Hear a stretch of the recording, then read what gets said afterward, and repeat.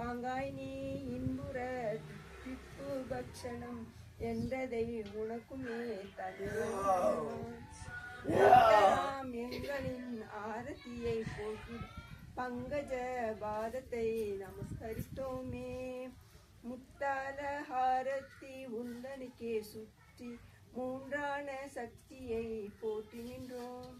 வந்த பெண் யாவரும் உந்தன் ரூபமே என்றுமே மனமதை தேற்றிக் கொண்டோமே.